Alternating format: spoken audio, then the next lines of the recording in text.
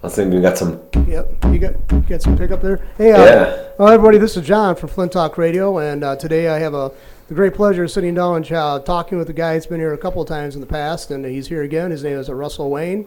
And how you doing, Russ? I'm doing great. Now, it's okay to call you Russ, right? I mean, You can call me Russ. You can call me whatever you want. All right. Anyway, yeah. See, you kind of geeked up. I am too about hearing about why we're actually here to promote this show that you're gonna be doing this coming Wednesday, November the 13th at the Machine Shop, and everybody in the Flint area, and I think a lot of people outside the area know where the Machine Shop's at. Oh yeah. Prominent venue for all kinds of concerts. Amazing amount.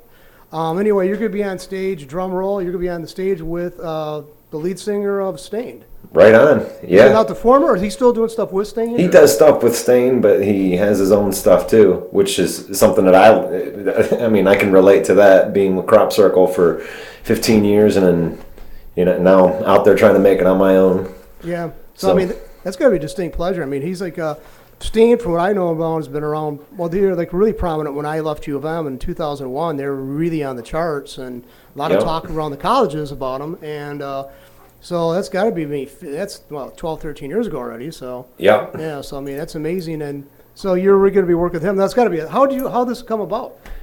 Well, Kevin Zink, the owner of the Machine Shop, and I have been friends, I mean, since when it was called Razzmatazz. And he's put me on a ton of shows with Crop Circle, and this is the biggest show that I've ever really been on as far as myself, and it's on par with anything I've done with Crop Circle. But I mean, he's given me lots of opportunities through the years.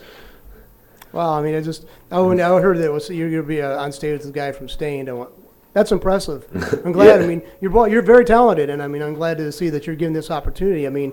Now, he's not. This is kind of solo projects he's doing, engaging in part of this. It's not going to be the whole lineup from Staind, obviously, right? No. On stage. Actually, it's more of a country. Country. He put a country twist on a lot of his rock songs, and you know what? I haven't even listened to the country versions of it yet because I want to kind of be surprised because I know all this stuff is rock. So when I hear the country twist on a lot of these songs, it's going to be pretty cool. I think. I want to be surprised. Now, I mean, now you've been playing, music, and I've been in music for how many years now? I mean, all my life, really. But as far as rock and roll and doing it professionally since 1997, I've been making a living, and supported my family from then and until now. Wow. I mean, it's just now when you got the news that you could do that, you're going to be doing this show with them, or when they asked you to do it, I mean. What was your initial reaction? Because, I mean, this has got to be probably for somebody who's gigging around towns here, like probably the Detroit area, maybe Lansing, southeast Michigan and lower parts, maybe over Ohio or something like that. You get the opportunity to play with a person who has got international, play.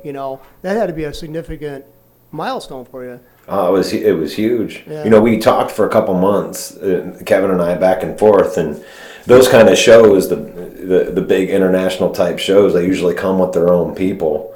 And he actually added a second show because he's doing a show tomorrow night too, and Wednesday. And they sold out the first show and added the second show, so that opened up the door for opportunities like myself and Justin Rose to jump on the show. Justin Rose is also a local talent too, right? Yep. Yeah, He sang with a group called Frequency 54, another guy I have a lot in common with that did the rock band thing and is doing his own thing, Surviving Justin. Yes, I just now I'm amazed at the amount. Like I have to agree with my friend Tom Sumner, who has a radio program, right? WFNT. He's on hiatus this week, but he's on vacation. But he always says the talent pool in and around Flint is about as good as you'll find any place else in the country, and I have to concur on that. Oh, I believe it. Yeah. There was a rumor for the grapevine when Crop Circle was doing a whole bunch of shows at the Machine Shop, opening up for different people. We opened up for Shinedown and Crossfade and Pop Evil, and I had heard through the grapevine from some of those people that they knew that when they came to Flint that the Nationals had to bring their A game because the locals in the Flint area were so good that you don't want to get outshined by the person opening up for you. So they bring their A game. It brings out the best in them, which brings out the best in us and makes for a good show. Yeah, because I remember I went to a concert, and it was like they had a surprise guest. It was up there in one of the county fairs. I think it was a Harrison Fair County or County Fair. Anyway, they had a surprise guest for opening up for what was her name, Faith Hill, and it was Johnny Cash. And I mean, definitely he outclassed her. You know? Right. You know, I'm sorry if I'm offending Faith Hill fans, but for her performance was lackluster in comparison. And this was a few years before Johnny Cash ultimately passed away. And me and my friend were just sitting there and saying, you know, he was real frail on stage, and that was just amazing. But I mean, it would be hard. Let's face it, it'd be hard for any talent to outclass him, regardless of what their dominance was on the charts at that point. You know. Well, as far as being a musician, anytime you're on a stage, I mean, any of the competition stuff only goes as far as, I mean, it is your own personal relationship with the person, because really we're all colleagues. We're all doing the same thing, and it's all about putting the love out there with the music. And, you know, people can read through fake people. So when you have the genuineness about you and you're putting the right message out there, then there really isn't competition. It's just two people going after the same kind of feeling and vibe. No, it's like I remember when the '80s when they had a lot of bands were coming out, you know, the hair bands and the glam rock and all this stuff. And I mean, I remember on the interview shows you heard so many of these other bands trashing other band members from other bands, and I just looked at. I thought I was kind of dismayed by that. I mean, I can see being pumped up, being psyched up, wanting to people to know that you're the alpha dog in the pack, but I didn't see any reason to tear it. I mean, it was some of the stuff was, you know, it was on MTV. They were bleeping out. I mean, I just didn't see the need for it. You could imagine what they were saying, but you know. It's classless to me, in my opinion. When you take time out of your day to dog what somebody else is, you know, putting their heart and passion into, it's classless. Yeah. I mean, I think you have to have respect for your other guys, even if you don't like them, because really it's just your opinion. So. Yeah, it's like I was reading about the Kanye West. He was talking about his boasting he was a genius, and then somebody posted what he said, a picture of him, and then beside him they had a picture of Jimi Hendrix, and basically I can't remember the exact quote, but he says, "I don't like compliments; they distract me." You know, and so I mean, you know, and so it's like we're here. You know, you have one. You look at the generational difference. I mean, you have a difference of a man who was truly a genius. I mean, he's like basically the benchmark everybody judges guitar players by, and you have a man who doesn't play any musical instruments to my knowledge, and he's thinking he's a genius. You know what I mean? So, I mean, this boastfulness, I mean, just that arrogance, you know, that to me, it was just like more than galling. You know, it was like an unbelievable moment. You know, arrogance is a good word for that, because really you have to have confidence in what you do. Right. I mean, you have to believe in yourself, and you have to have the confidence to know that when you go up on stage that you're going to put out a good product and make people feel the way that you want them to feel with your music. But you can't just go out there and just talk about how great you are. Really, you should let your music do that, or you know, say thank you when somebody gives you a compliment. It's not a distraction to me. I love compliments. Yeah, but I like the low key approach that Hendrix, you know, was talking about, rather than trying to be your. You know, I mean, I guess everybody's got a horn they can toot, but, you know, don't blow the slide valve out of it. And to me, that's what Kanye West does. I mean, these type of people. Well, just like, you know, the boast that Tom Cruise is saying that, you know, his job was just as hard as a person in, you know, a soldier in Afghanistan. It's like, you know, to make that screeching sound of a record backing up. What did you just say? You know, yeah. That's insane. Okay, there's no way you can compare the two. But no, this was really cool though. I mean, I was really geeked up for you. I mean, that's why I can hear when you said you were going to appearing on stage with the guy from Stained. It sounds like I'm an older guy. So Stained, I've heard about a couple of their songs. I've heard. So I'm not a big follower of theirs, but I mean, I know that they have some real following, and you know, somebody like you who's being able to be on sharing the stage with this person. That's a professional feather in the cap. You know, it really is amazing. So. Yeah, it's good for the resume, I'll tell you what. Now, you're going to also be doing some other gigs around Genesee County. Joe's Garage, which I think is on Clio, right? No, it's on Vienna Road. Vienna Road, okay. Yep. It's on Vienna Road. It's in Clio, though, right? Yep. But it's, the town of Clio. I'm sorry. And then also that's going to be, what day is that going to be on? Tuesday? Every other Tuesday. I'm there from 8 you'll be till... out there on a reoccurring basis. Yep, I'll be there tomorrow night. Mm-hmm. Okay. And also you're going to be at the Pirates Core? It's called the Pirates Cove. It's in Bancroft. Okay, Cove. Okay. Yep. Cove, and that's in Bancroft. Yep. So you get kind of a, from the northern part of the Michigan map to just a little bit more down to the south, yeah. And you're also going to be at the so those are recurring gigs for you. So I mean that's good for a person who's trying to make a living in a local area. I mean, that's a good sign. And you're trying. I'm trying to get to the people in that area. One of the things that when I was with the band that I learned was you don't want to go to one area too much because people kind of get desensitized to your music, and you could be killing it. I mean, you could be out there just kicking butt every night, and then people are like, "Oh, I'll go out and watch them because I can see them on Thursday or I can see them on Saturday." Right. So you got to spread your gigs out far enough to where you're reaching a new audience every time that you're playing. Yeah, you want them to leave you want to leave them a little bit hungry. Right. Yeah. Because I remember there's a lot of bands out there. I mean, when I was growing up, in the 80s and 90s too, I mean, I saw bands on the their names were always reappearing on the marquees outside of bars and towns here and stuff. And I went, the thing is, when I was working full time, I was getting up early, so I didn't go to bars much. I didn't go to anywhere because I basically was just go to work to keep the job, and that was it. So now that I'm freed up from that, I still have, now that I got the studio, I don't get a chance to do much of that either. But yeah, you do get kind of too comfortable with them and take them for granted, basically. Right. Yeah. Anyway, you got your guitar with you, so can we hear Sure. something from you? And since I'm a dummy and I forgot my pick, I'll play something that I finger pick. Okay. Now it's like we got to go back and make sure that doesn't happen again. So that you always have a pick somewhere. I have to stash one. Have one in your wallet. It still sounds good though. You got a nice sounding mic in here. Yeah, they're pretty good mics. This is a song that I wrote for my little girl.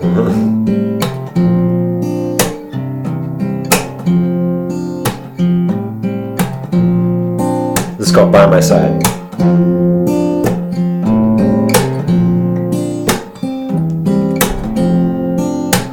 I'm sitting on the park bench watching time go by. Forever in the moment, I watch the gleam in your eye. Take it on in stride, you'll make me complete. The way you move me, baby, knocks me right off my feet. The way you move me, baby, knocks me right off my feet. Through all the joy and the pain that sadness brings, I've been a fool for lesser things. How can I watch the days go by and cry when you're not here by my side?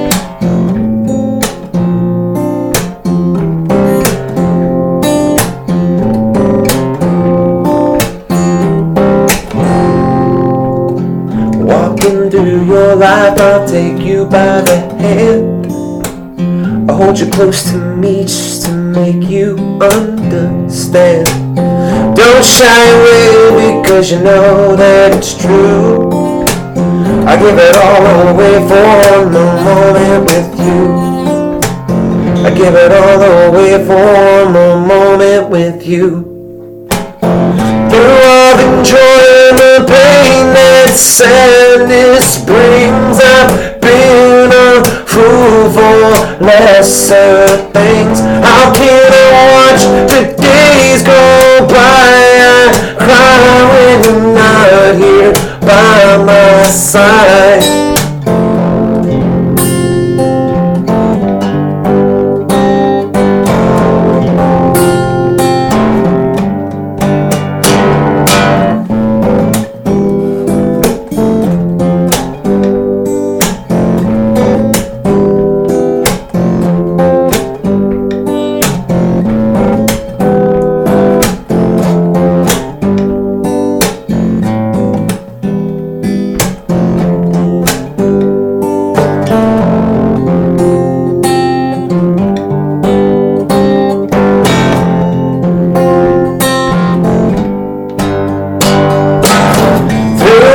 Joy and the pain that sadness will bring.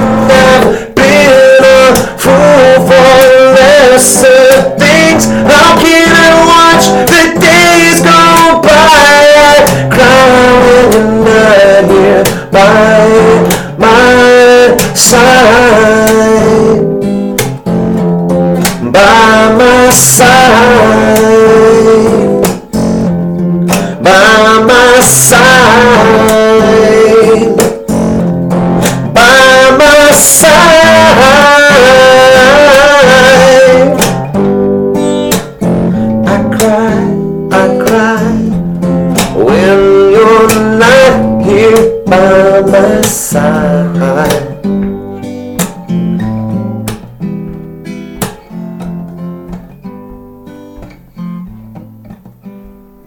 Very good, very good. That song's definitely singable, man. I mean, you can get that song going in your head. I mean, it sounds there's a familiarity almost with it. Of course, I have heard it before. I remember that in another interview with you. Right? Yeah. So it's like I think I have that on CD over at the house. Do you? Yeah, yeah. I think you give me the CD. We got a CD from you, I think, of that. Yeah, I recorded a CD in 2011. Right. I'm getting some feedback there. Sorry. Anyway, yeah. That's when was that part of that too, or from 2011? Yeah, I had 4 songs. Okay. Sorry about that.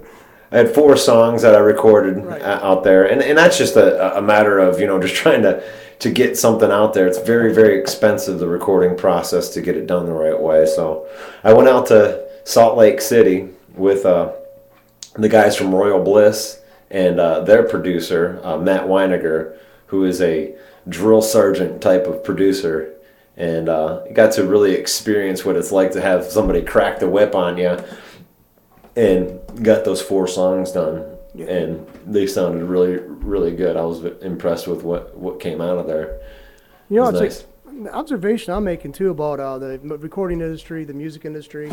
From what I seen from when I was a kid, used to go to the radios would play all over a couple of tracks or something. Then you'd go find it at a record store near you. Right. Of course, they'd obviously play that on their playlist and they'd program it. But then now it's like they changed the whole world's changed with that. I mean, you used to know where the money was going to be coming from. You had a contract, Right. and then every time it sold a copy, you get a royalty from it. Now it's like it's anybody's guess how you're going to make money on this, because the contract. I mean, it's kind of freed you up on the it's kind of stopped a handful of people having ultimate control of who's being heard. Right. But now it's also it turns around and bites you in the butt, because you might be heard, but you're not making money from this.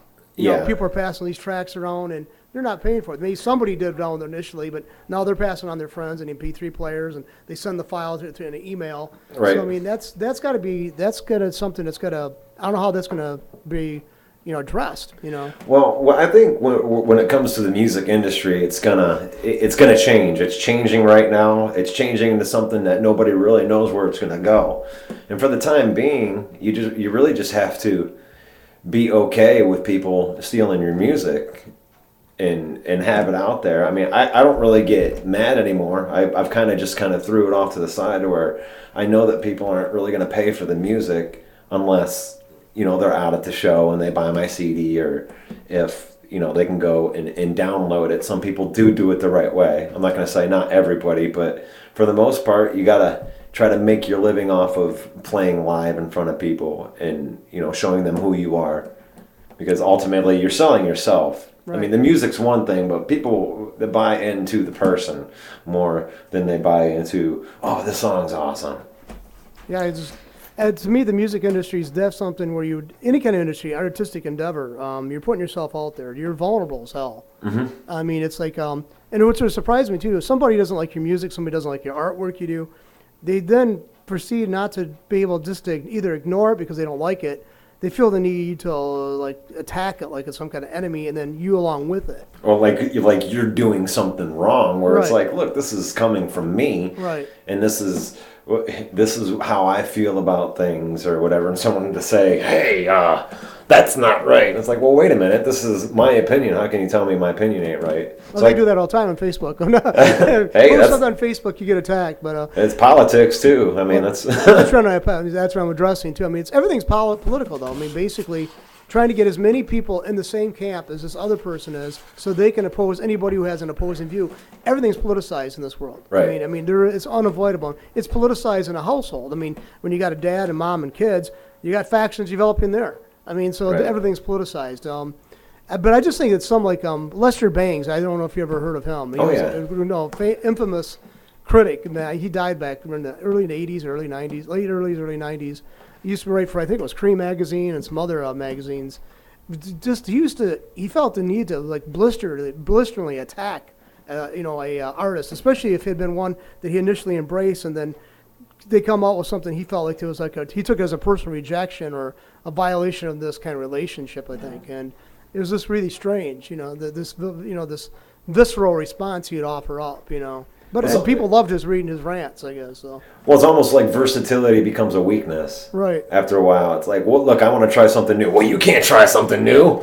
I like this, so you've abandoned me. No, Yeah, I'm guilty of that too.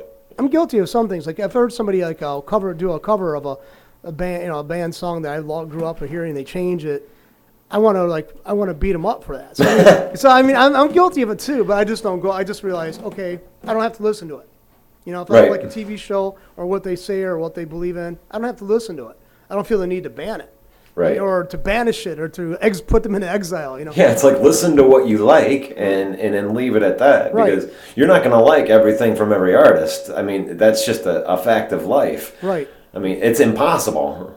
I like Prince's stuff, but I mean, a lot of stuff he comes up with is it misses the mark, I think. But he puts out probably more than a lot of other artists, and a lot of it doesn't ever get any kind of radio play or any recognition. He churns out albums all the time. I mean, Right. I've even lost count, and I was a big, kind of a fan of his back in the '80s. Right. Even before he got popular with Purple Rain, I didn't know Right. about him back then. And but he puts out Tons. stuff all the time. I mean, the Beatles were the same way. Right. I mean, Beatles have a lot of great songs, but they also have just as many songs that I don't think that they're not very good. But it is what it is. I mean, the overall body of work, they were artists and they stayed true to who they were and they did their own thing all the way. And that's what's the most important thing to me. Right. I think so. I mean, basically, you're just it's like it's a relationship, and you're trying to strike up a relationship with many people on a large scale when you're a performer. And basically, some people will just click with you, some people won't. Right. I mean, and you got to have a thick skin for that, and that's awfully hard. Mm-hmm. It's awfully hard. I mean, you probably had people assault you, verbally, because they didn't like something you did, or maybe you did a cover they didn't appreciate, a song they're attached to, and it is awfully hard to learn how to take that, isn't it? Well, you almost learn how to just kind of deflect everything. Now, there is something with like what Kanye West said, where it's like he doesn't take compliments very well. No, he said he's complimenting himself. Kanye West was saying he was a genius. Well, I think that's a boast that I think you should let somebody do your boasting for you. Be confident. Do what you want to do. Don't take yourself seriously. Take your work seriously. Right. And that's what Clint Eastwood said one time, and I like that. Don't take yourself seriously, but take your work seriously. And there's a difference between that. Well, for what I've seen, I don't really care for Kanye West. I mean, I've never been impressed by anything I've heard from him, or about him. He says asinine things. He to me, he's just a boastful individual. I mean, Right. and I don't think he has real talent. That's my opinion. But I mean, and maybe I didn't give him a fair. I don't want to listen to everything that comes out that he's done. But when he makes a boast that he's a genius, well.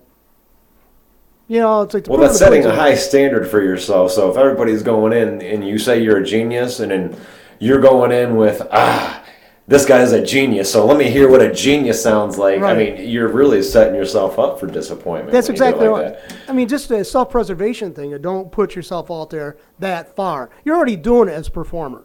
Right. Let somebody come up with their own conclusion about what you do. But to say that I'm a genius or something like that, unless you got a proven track record, everybody else has said this, then you can make that comment, maybe. But I would say it's like you're inviting hubris. You're Right. going to invite you to fall. Well, you do you. I mean, really, you have to be able to deflect the good just as well as the bad. Right. I guess that was the point I was trying to make, which is do you. Because if somebody comes up and tells you that you're horrible, then really, in all honesty, this may sound weird, but you should say thank you. Because they took the time and listened to you, and they came up with their opinion. I mean, I'm not going to down you for your opinion, even if you hate me. I'm not going to say, I hate you because you hate me. It's like, everybody's entitled to their opinion. So Right. thank you for listening. like And that usually makes them even more mad.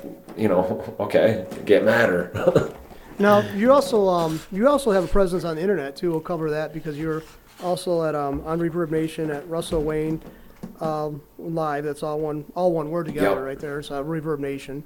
And also you do have a Facebook page. Yep. People could like you there and contact Yep. you through there. In the YouTube, I put my videos on there, the Campfire series. Yep, I saw that. So the Campfire series is just about this acoustic guitar and a voice, where I try to bring everything back to as simple as it possibly can be, and still put it out there with power and That's the word I'm looking for. The connection. You want to make the connection strong. And a lot of people think because you have to have the big loud band.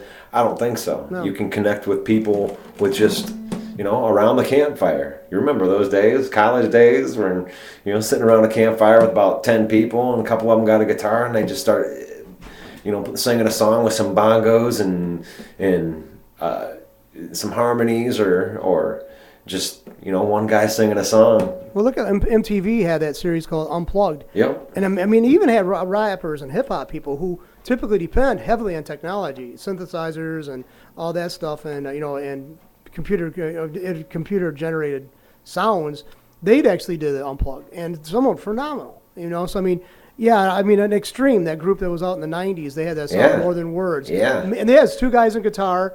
And, I mean, I don't think there was any other real instrumentation going on or any heavy technology going on. No. And they did, I mean, that song still is in my head. You know what? When I went, I first started playing guitar when I was like 19 years old. I just got out of high school, and I went to the guitar teacher, and I never picked up a guitar or anything. I went in and I'm like, I want you to teach me how to play More Than Words. And this guy laughed at me. Oh, we got another star here. He's gonna try to play More Than Words. But after a while, like 10 years into my career, I finally really figured out how to play More Than Words because it's it's got a lot of involved picking and stuff. But me as a beginning guitar player thinking that I could tackle that song is pretty laughable now. But you didn't know that. See, I mean, oh no, I hated the guy. I was like, "Who do you think you are, trying to I can play anything?" That I just got out of high school kid that who's going to tell me what to do. Right. I mean, but sometimes you got to have that kind of attitude. I mean, you can hear their opposition. You can hear their reasoning and stuff like that. But you got to overlook it too. At sometimes you just got to know. You got to know the rules in some ways to be able to say I'm not going to follow those rules. Right. And when you really want something, you don't let things get in your way. And let's face it, you really wanted to play something like that song. You don't know how to play guitar. Now you got that. Oh, I had a watered down version of it in 6 months, but I mean, I remembered when I finally went through and figured out all the little nuances and what he was doing, and thinking, wow, that guitar teacher was right. I probably shouldn't have been tackling this song first. Should have went after some Bob Seger or Every Rose Has Its Thorn or something. Yeah, I mean, and another thing, that's a great songwriter. You mentioned a great songwriter. To me, Bob Seger's lyrics. I mean, he's one of the best lyricists out there. I think very heartfelt songs about his own personal, probably about his own personal life, but seems to be able to connect with a lot of people on different levels. I love Bob Seger. You ever met him or? I've never met him. Yeah. I went and saw him in concert for the first time like 3 years ago, and I mean he's still got it. Oh, He yeah. might not be able to hit all the notes that he used to be able to hit, but he's still got the spunk and the energy, and he's dancing up on stage. Had 3 hot black chick singers up there singing right along, swaying to the music, and saxophone player and. He's let's face it, he's never forgot his roots, and he's also definitely tied to being Bob Seger. I mean, Amen. that's great. Anyway, so you're going to be at the Machine Shop this coming Wednesday. And Yeah. what time does the show start? The doors open at 7:00. And So but they have to pay $35 in advance. Where would the tickets be at the door? I mean, it'd probably be a couple bucks more than that. I'm not even sure. I mean, I would, suggest save some money, go to e-tickets or go up to the Machine Shop and get your tickets in advance. Save yourself a couple bucks. No reason to spend that extra door money. Just go out and get it today if you're listening. What's surprising is I talk to people online that I don't really know personally, but I know them through Facebook or through Yahoo Chat, and they say from Flint, Michigan. Well, how far are you from the Machine Shop? And these people are in other parts of the country. And it's Right. like, it's amazing. And I said, well, and they said, yeah. And I said, well, how? They'd have heard about it. They haven't been there. Some of them, they're asking about it. I said, they have all kinds of music. They attract some big names. I mean, I've heard some tremendous names go through there. I mean, and it's like, it's kind of cool that they've been still, how many years they've been in operation as a I Machine think it was Shop? 2000. Okay. I mean, that's. In the bar business and the entertainment community, if you can go 4 years, you're doing good, because that'll sap your reserves financially and mentally. I mean, it's it's a challenge. But you know what Kevin did that I thought that is one of the keys to the success of the machine shop is just what you said earlier. Is he stayed true to his roots. He didn't change. I mean, there was at one point in time he said he'd never have a country or a rap show there, but after a while, you when you become that concert venue, I mean, rap music and country music is music, whether you like it or not, and there's a draw, and people want to be able to go to a place to see their favorite artist, and to be at a place like that where it only holds 550 people, and to see a group like Aaron Lewis or Shinedown or Kid Rock was there, or Uncle Kracker. Some of these groups that he has in there, they don't play in venues that are less than 1,000 people, and to see them that close is something that is special anywhere in the country. Yeah, and the machine shop definitely is like it provides that. I mean, it's been in business for, like you said, since about 2000. I mean, and someday I'd like to have you probably talk to Kevin, see if you can bring him in here with you sometime. We'd definitely like to have him talk about the challenges of being a concert venue operator or bar owner. My grandparents were bar owners, and my dad grew up with that. And it wasn't back then. It wasn't what we did. What they did was just a bar, and they also had a restaurant. But I mean, it was the headaches from that alone were just amazing, and the challenges and the obstacles. And Right. but I mean, you got anybody out there that you think these people might be short, they might be demanding too much. I would say before you offer that criticism, think about what they have to go through so they can bring these people to you. Yeah, well, think of how much money they have to shell out just to get a guy like Aaron Lewis in here. Yeah. Because I've seen some of those bills. I'm not going to say what he's paying over the air or anything like that, but there's a significant amount of zeros anytime an artist like that comes in that you have to write a check for. And whether the show does well or the show doesn't do well, they're still on the hook for that money. So. Well, anyway, man, Russ, it's really nice talking to you again, and definitely give you a chance to come back anytime you want, you know that. And we'll wrap this up today. Any other parting words you want to give to your listeners there? Or? Well, I have faith in my Lord, and I give all the glory to the Creator. And I'm hoping to see everybody on Wednesday night over at the machine shop. And everybody have a blessed day. Thank you. And hey, definitely come back again, okay? Thank you. Thank you.